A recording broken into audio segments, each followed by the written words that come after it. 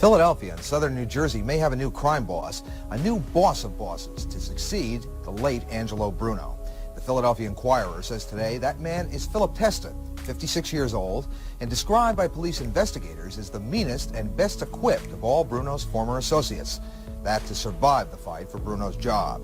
Testa was an underboss in the Bruno family, the man who controlled loan sharking and gambling activities for the family. Bruno was murdered in his car in March, and many sources have said it was linked to a struggle for the control of gambling rackets and other potential mob interests in Atlantic City.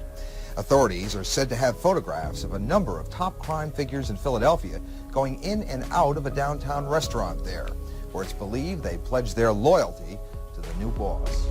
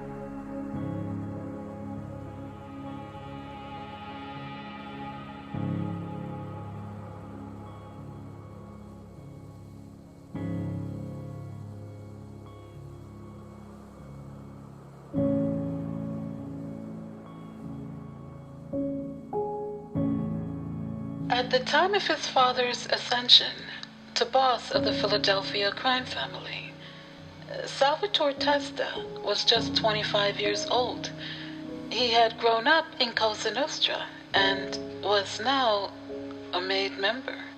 Guys like Gino and Nicky Milano and Joey and Anthony Pungitori were lining up behind the young mobster, whose father sat atop the organization. Together, Phil Testa, with his son Salvatore and consigliere Nick Scarfo by his side, positioned themselves to control the Philadelphia crime family into the next century, moving the organization into areas that Bruno had far too long ignored.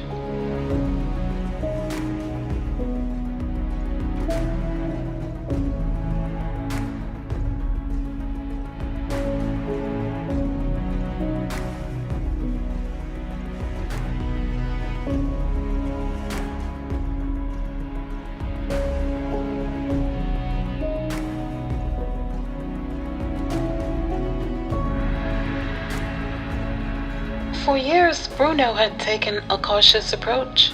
That had been great for old Angelo. But what about the rest of the family? Phil Testa had struggled. Nick Scarfo had struggled. There were made members working as tailors downtown.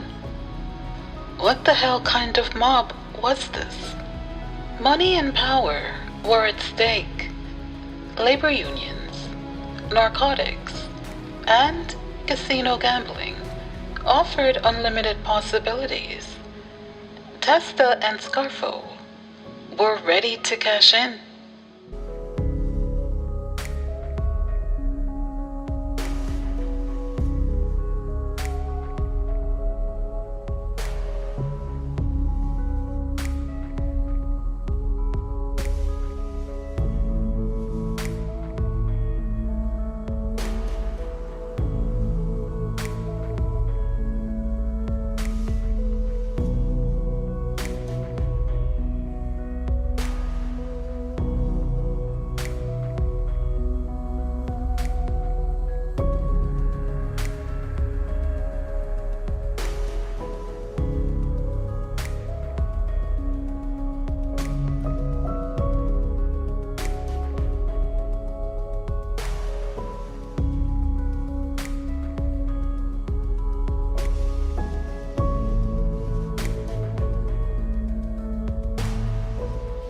On March 15th, 1981, all of that changed.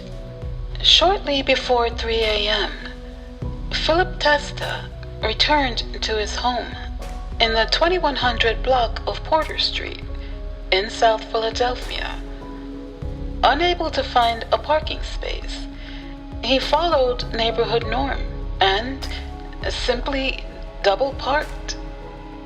The burly 56-year-old mob boss had been out all night with his son, Salvatore, checking on various business interests. Across the street from Testa's double-parked car was a black Volkswagen van. Inside that van sat Rocco Marinucci, a local pizza shop operator and an associate, and sometime chauffeur for Testa's underboss, Peter Casella. Philip made his way up his porch and to his front door. In the still of the cold, crisp night, this would be his final moment, his final breath.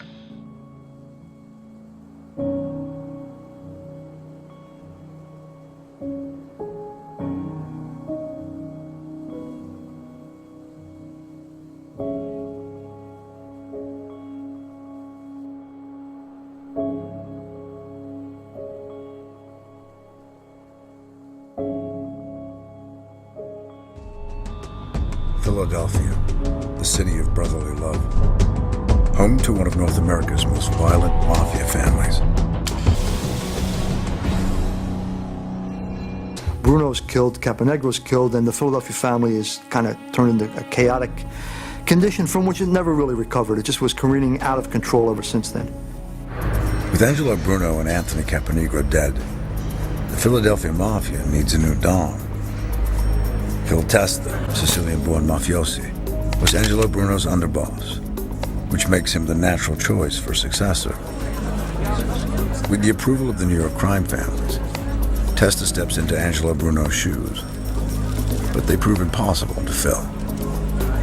What he did was try to keep the Bruno reign and that style going, but it was unable to do that because there was too much at stake. Violence had been let loose, and people realized that they could advance by murder. March 15, 1981, almost a year to the day since the murder of Angelo Bruno. Mob boss Phil Testa returns to his home in South Philadelphia.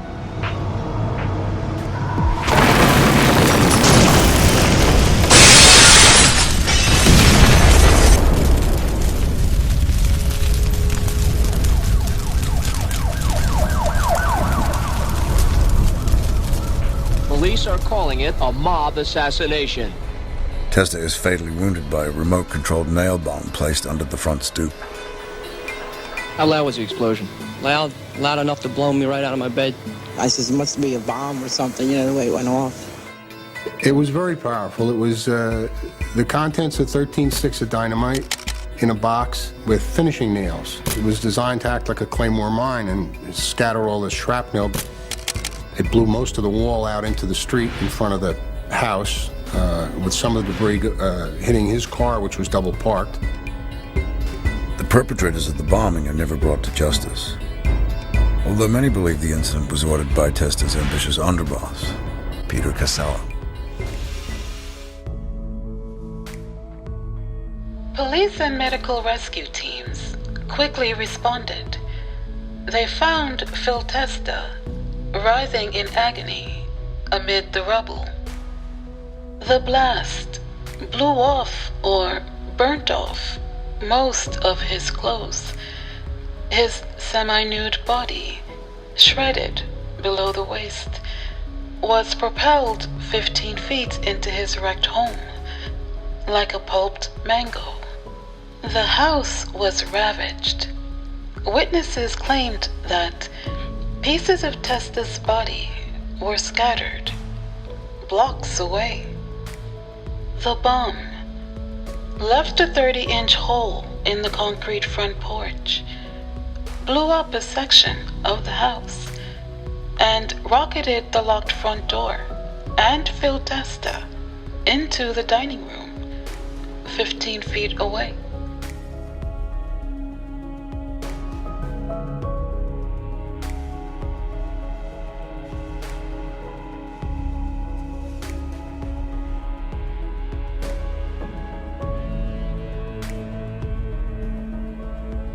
Windows were shattered up and down the street.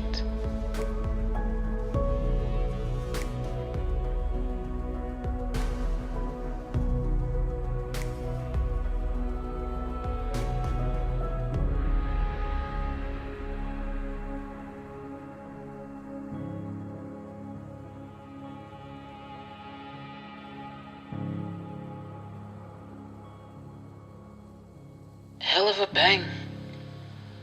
Looks like he went through one giant paper shredder.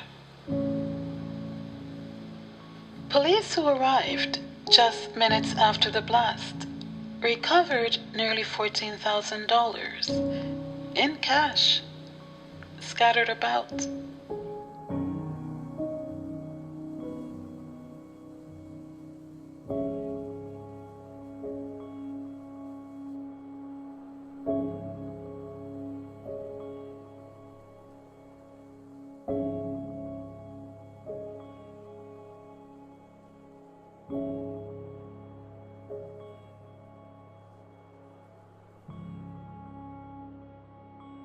Money had started rolling in for Phil Testa.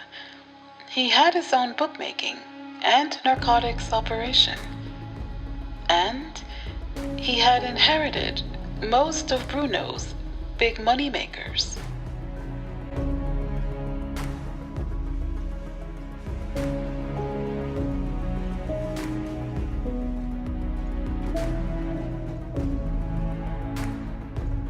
At 4:15 a.m., as doctors worked frantically to stop the bleeding, Philip Charles Testa, boss of the Philadelphia Mafia, died.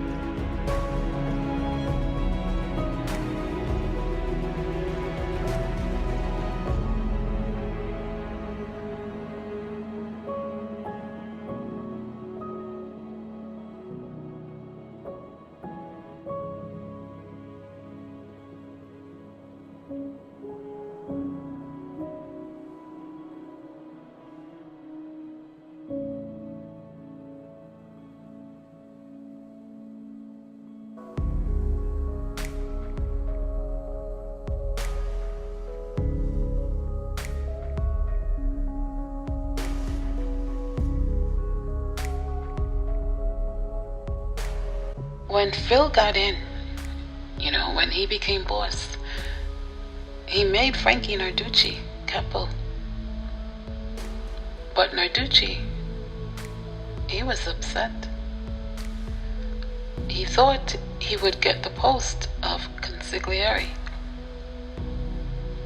it went to Scarfo instead. And Pete, who is now underboss. He don't got two nickels to rub together. Even though he's underboss, he ain't making no fucking money. This whole conspiracy, it's beginning with Narducci and Petey Casella. The two of these cocksuckers. Pete always had this kid around. This Marinucci kid. He didn't get down or anything, but he was supposed to have a lot of balls, this kid. Casella just had him around like a bodyguard. It was Chicky Narducci and Pete, Fat Pete, who planned this fucking thing.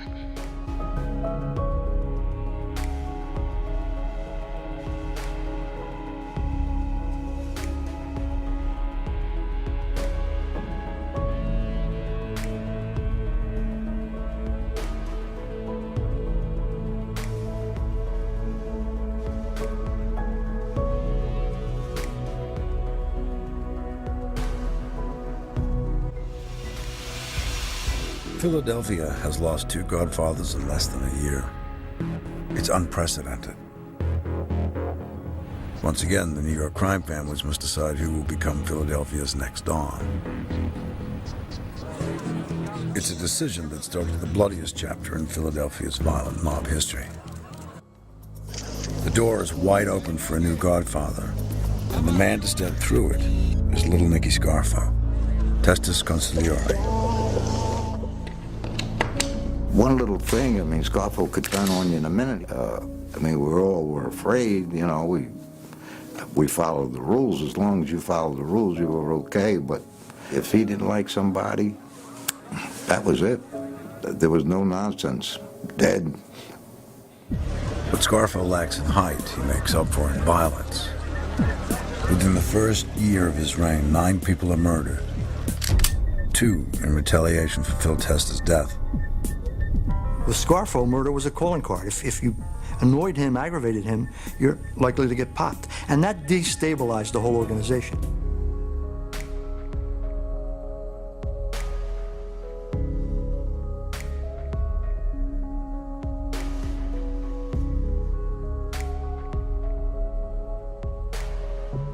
A street tax, to be paid by any criminal working independently from the mafia.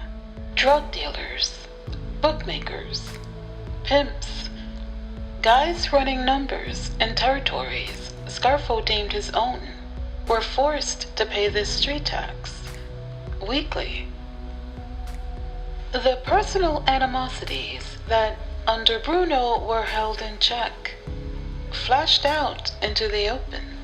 The first to take a bullet was a 53-year-old Greek mobster. May 26, 1981, the bullet-riddled body of Harry Petros was found in the trunk of his 1979 Cadillac by a patrolman. The following day, on May 27th, Chelsea Boris was enjoying a meal in a South Philadelphia Greek restaurant, Melita's. He was with his girlfriend, Janet Curo, and some friends, including Raymond Long John Martirano. 2 masked gunmen entered and motioned for Martirano to move out of the way as they took aim. The hitmen opened fire, killing Boris and his girlfriend.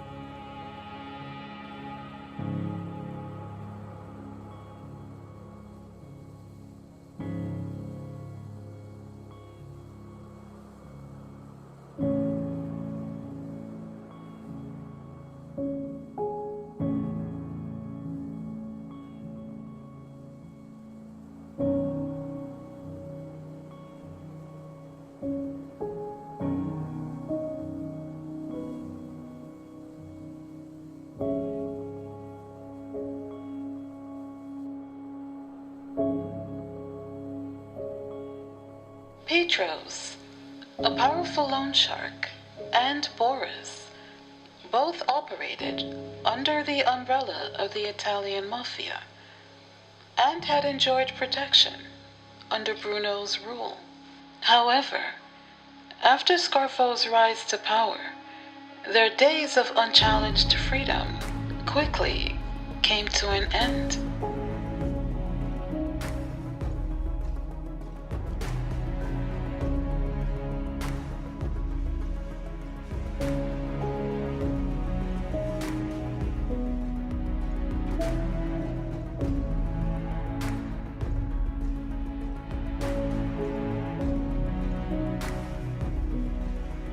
Next up was Johnny Calabrese, a loan shark and drug dealer who operated through a chain of pawn shops in Atlantic City. Like Petros and Boris, Calabrese had refused to pay the street tax.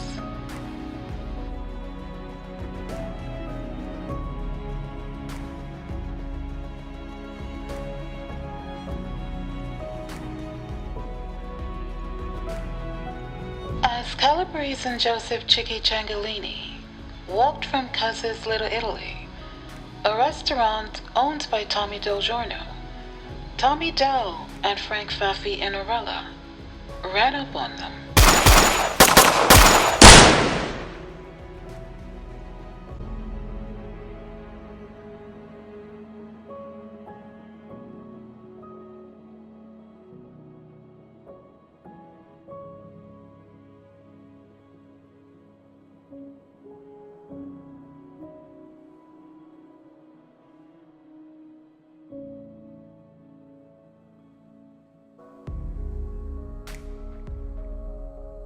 Frankie Flowers D'Alfonso, Angelo Bruno's old friend and highly successful business associate, was the next to get Scarfo's message.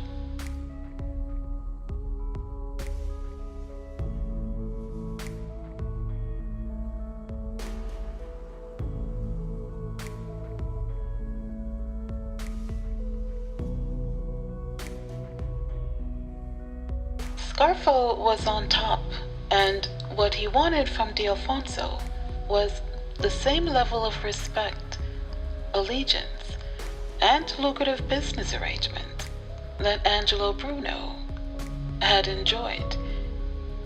D'Alfonso balked.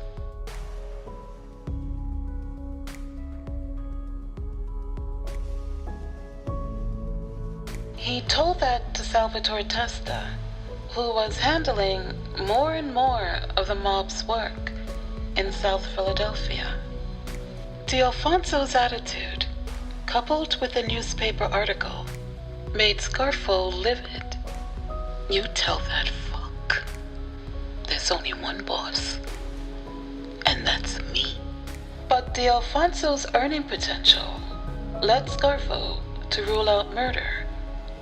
Instead, he told Salvie Testa to give Flowers a beating. On October 29th, 1981, 1 year to the day of Frank Sindone's murder, 3 weeks after the Johnny Calabrese killing, Salvatore Testa called D'Alfonso from a payphone. He arranged a meeting near D'Alfonso's home, close to the 9th Street Italian Market. As D'Alfonso walked toward the prearranged meeting spot, Salvie and Gino Milano popped out from behind a parked van. Milano, a bulky 5'10" former high school football and wrestling star, had an 18-inch steel bar. Salvie had a wooden baseball bat, a Cleon Jones Louisville Slugger model.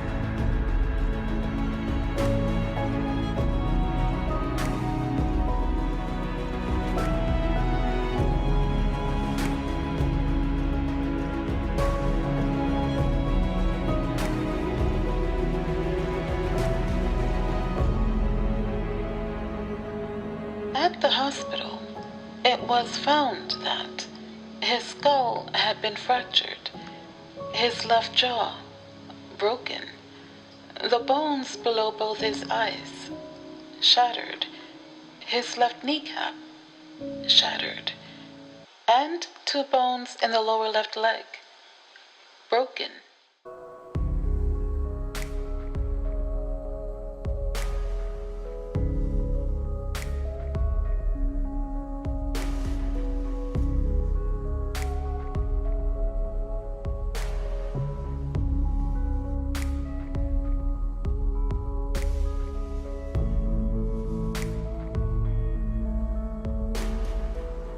It was during Scarfo's annual Christmas party in December of '81 that Salvatore Testa learned the identity of the men responsible for his father's murder.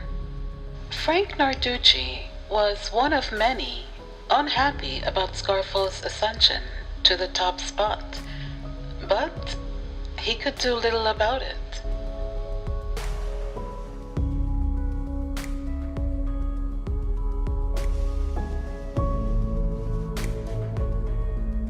He continued to go about his business, trying to avoid crossing Scarfo, and more importantly, Salvatore Testa, the young capo who was now building and expanding a lucrative rackets operation in South Philadelphia. Narducci's prosecution under the federal RICO statute had started with jury selection on January 4th, 1982. He, like his co-defendants, Joseph Ciangalini, Harry and his brother, Mario Riccobene, and Pat Spirito, was free on bail.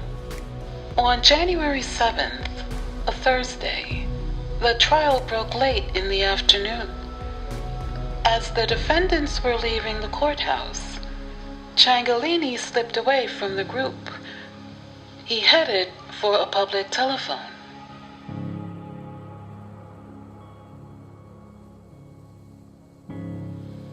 Narducci got into his car and began the 20-minute ride downtown to his home.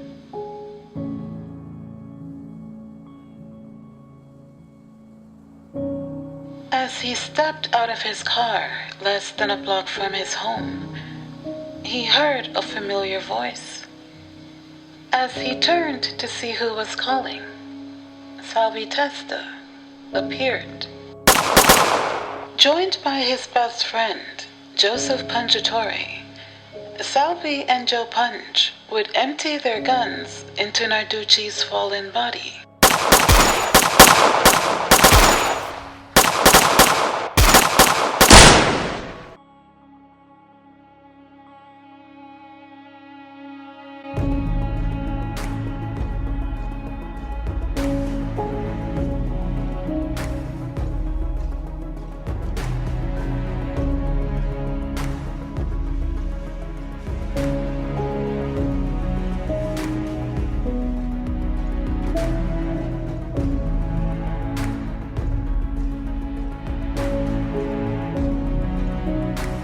March 15th, 1982, 1 year to the day of Philip Testa's murder, Salvie would shoot and kill Rocco Marinucci. Marinucci was the 30-year-old South Philadelphia pizza shop owner, sometime driver, sometime bodyguard to underboss Pete Casella. Marinucci was the point man who detonated the bomb that killed Phil Testa. In this act, Salvatore had finally avenged his father's death.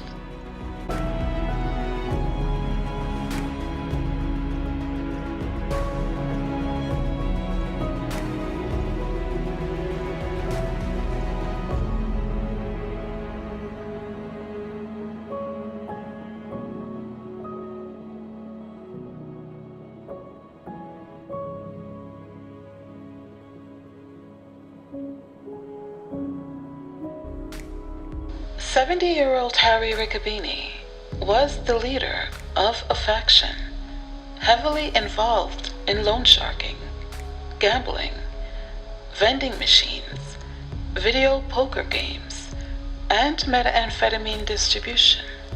He had always respected Bruno as the boss and paid him his due respect. In the old days, Harry would send Bruno a cut once a year around Christmas, and they were both content with that arrangement. Furthermore, he hated and loathed Scarfo. He saw in him all the things that were wrong with the changing face of the mob. He thought of him as a brash, violent dope, as he told Philadelphia detective Frank Field. This fucking new breed. They're not like us old guys who know what the fuck we're doing. We took our licks and kept on fucking ticking. I never respected Scarfo. I didn't think he was material for the top position.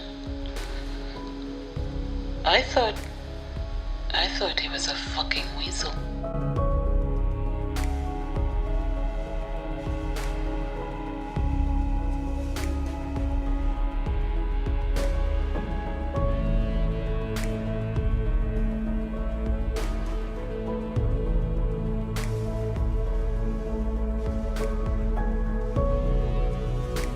Scarfo assigned the contract to kill Harry the Hunchback Riccobene to Pat the Cat's burrito.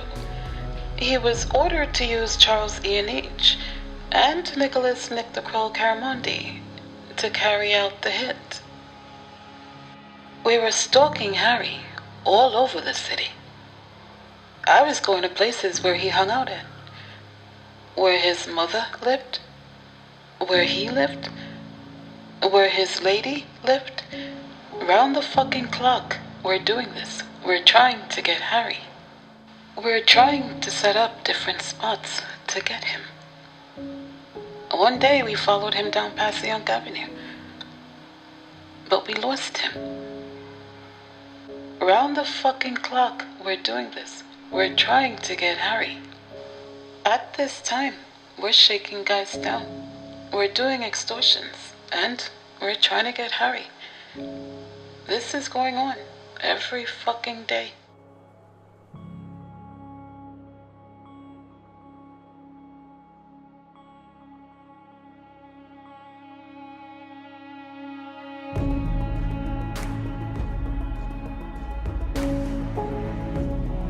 He sent his consigliere, Frank Monte, and Raymond Long John Motorano to see Harry's half-brother, Mario Riccobene. Monte, knowing Mario and Harry have long had a fractured relationship, attempted to persuade Mario to set Harry up to be killed.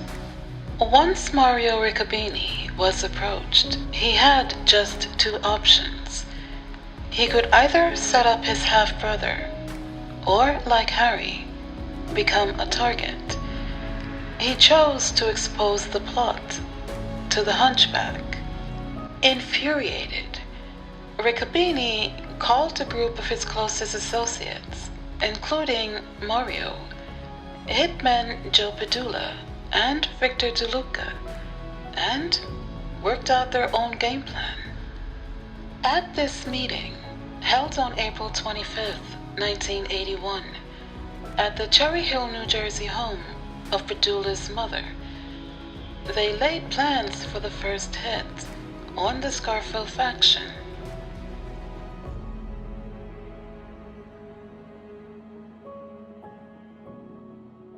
Mario Riccobene's answer was delivered to Frank Monte on May 13th, outside a service station in southwest Philadelphia, by Joseph Padula and Victor DeLuca.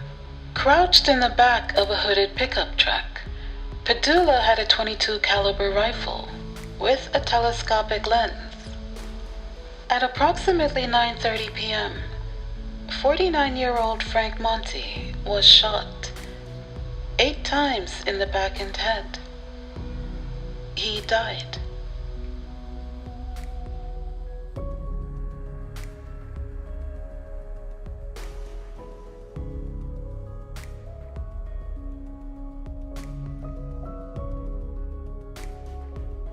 June 8th, less than a month after Frank Monty's murder, Salvatore Wayne Grande, an ambitious member of Salvie Testa's young executioner's crew, caught the hunchback on a South Philadelphia street corner, standing in a phone booth.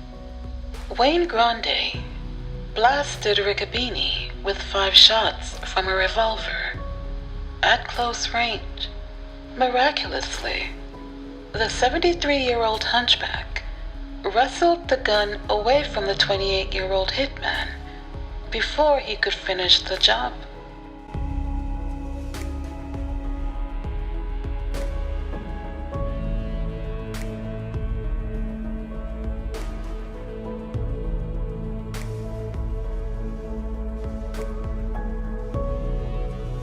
July 31st, 1982, 7 weeks following the attempt on the life of Harry Riccobene, the hunchback retaliated.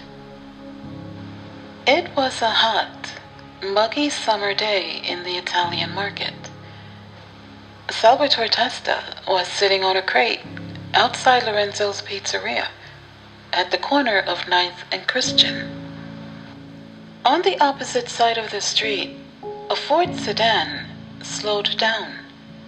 From the passenger side window, a sawed-off shotgun poked out, firing multiple shots at the 26-year-old street boss.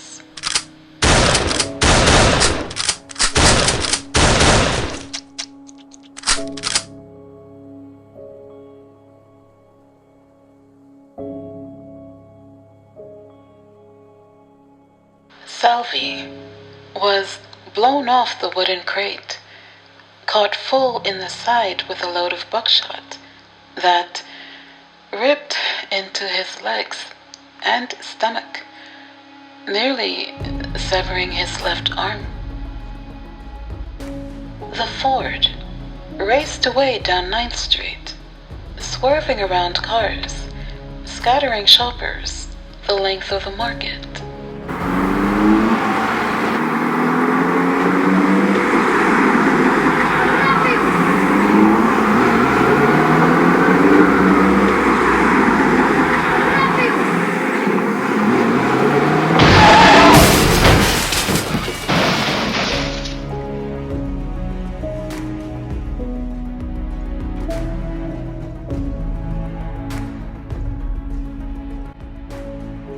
Victor DeLuca and Joseph Padula, the 2 Riccobene soldiers who killed Frank Monty, were pulled, unhurt from the wreckage, and arrested.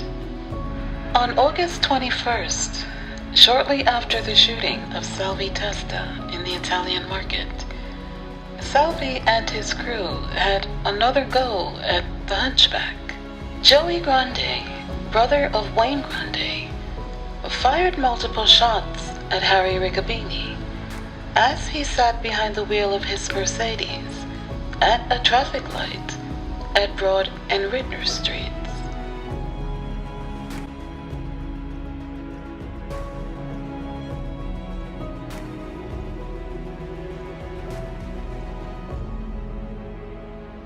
In April of 1981, Scarfo was convicted in federal court in Camden, New Jersey, possession of a firearm by a convicted felon.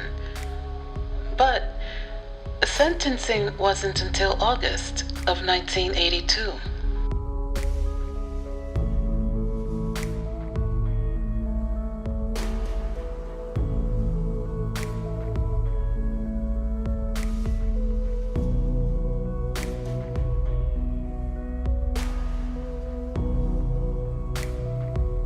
On August 17th, 1982, Nick Scarfo was shipped off to federal prison in Latuna, Texas.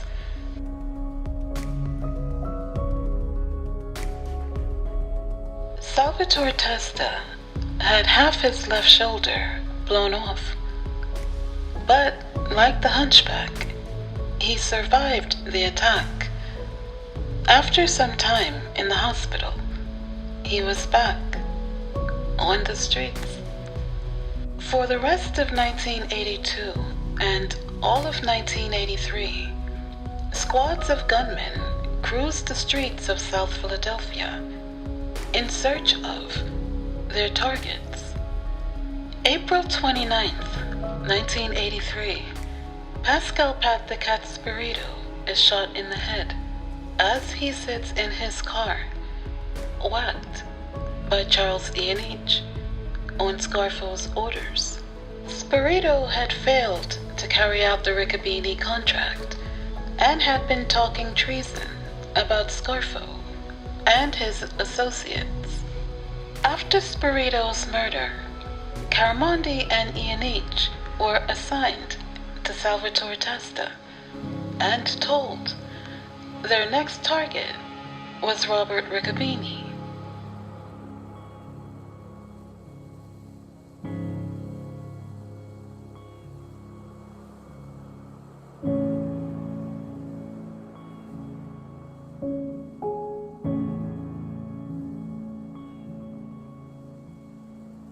One of the members of the Riccobene faction that Salvie and his crew were trying to kill was a guy by the name of Thomas Alfiero, Tommy Spatz.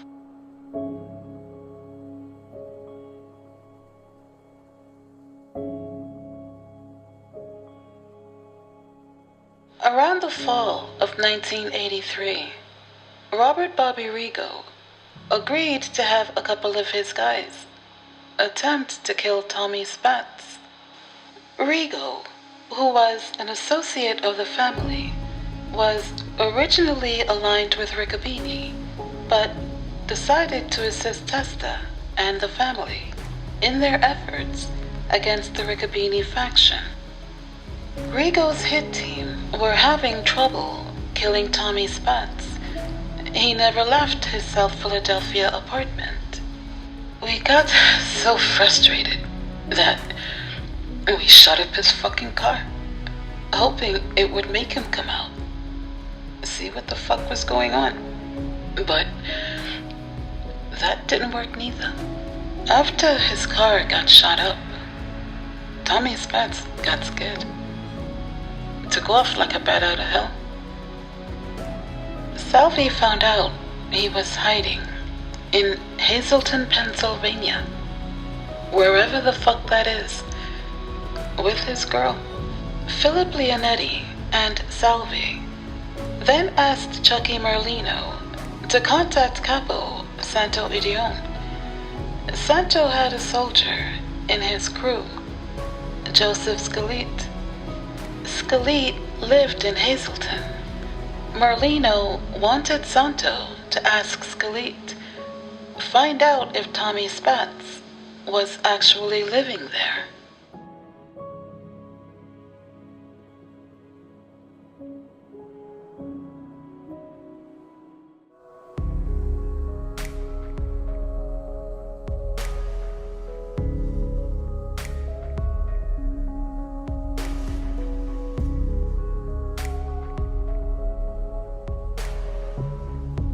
It was owned by Salvatore Testa, Thomas Del Giorno, and Joseph Punchatore.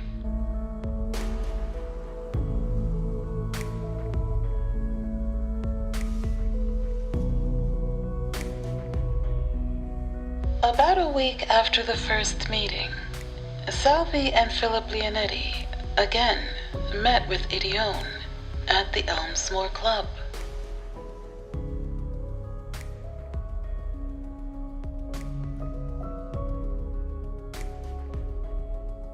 Scalit would watch for Tommy Spatz. If located, Idione and Scalit would kill him.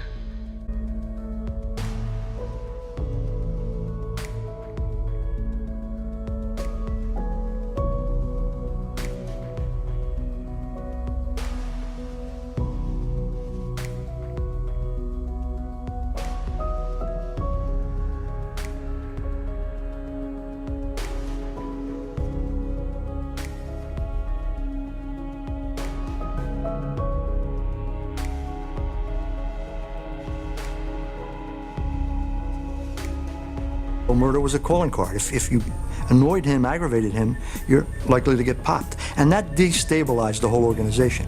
There was no regard to honor except for his.